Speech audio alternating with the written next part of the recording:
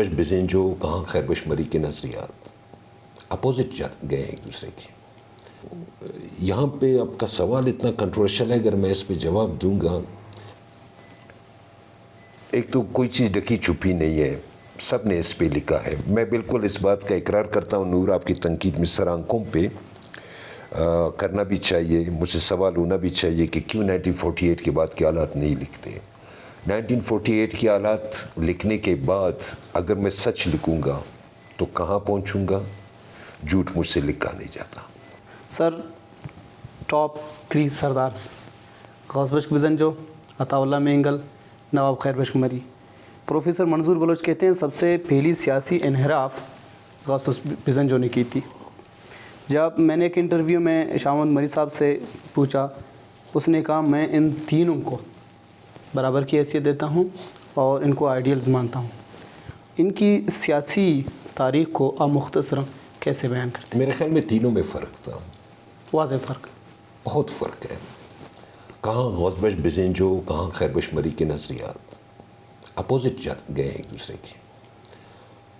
عطا اللہ مینگل ایک بہت بڑا نام ہے ہماری بلوچ تاریخ کا، ان کی جدوجہد بھی رہی ہے، لیکن ان کے نظریات میں اور خیربخش کے نظریات میں بھی کافی فرق پایا جاتا ہے. یہاں پہ آپ کا سوال اتنا کنٹروورشل ہے، اگر میں اس پہ جواب دوں گا. میرے لیے تینوں قابل احترام ہیں، بلکہ سارے جو بلوچ زوما ہے میرے لیے قابل احترام ہے. فکری اور نظریاتی طور پر جو کچھ خیربخش مری نے دیا وہ غوث بخش ڈیلیور نہیں کر سکا، وہ سردار عطا اللہ مینگل ڈیلیور نہیں کر سکا، وہ آؤٹ پٹ نہیں دے سکا. خیربخش مری نے پریکٹیکلی پہلے خود کر دکھایا، بعد میں اس کے امپلیمنٹ کے لیے قوم کی طرف دیکھا. میرے لیے سب قابل احترام ہے.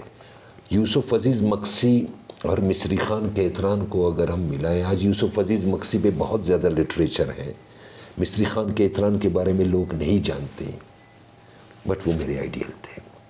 میں یوسف عزیز مکسی سے زیادہ مصری خان کی فکر کو ترجیح دیتا ہوں. بات دو چیزیں دیکھیں بلوچستان کے حوالے سے، ایک مفاہمت ہے، ایک مزاحمت ہے. آپ اس تناظر میں دیکھیں، ایگزیکٹلی.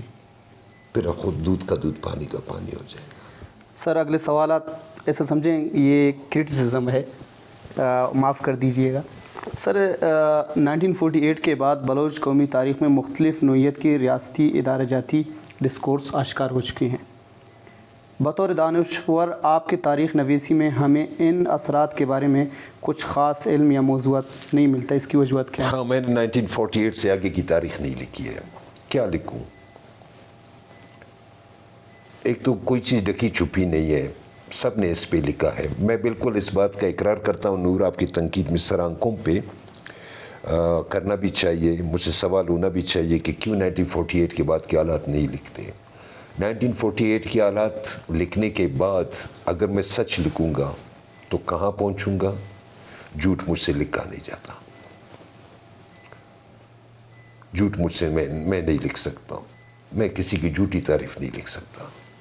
جو ہوا ہے میں اگر وہی چیزیں لکھوں گا تو اس کا آؤٹ پٹ کیا ہوگا؟ That you know better. تو میں نے بالکل 1948 پہ اپنے قلم کو فل اسٹاپ اب تک لگایا ہوا ہے.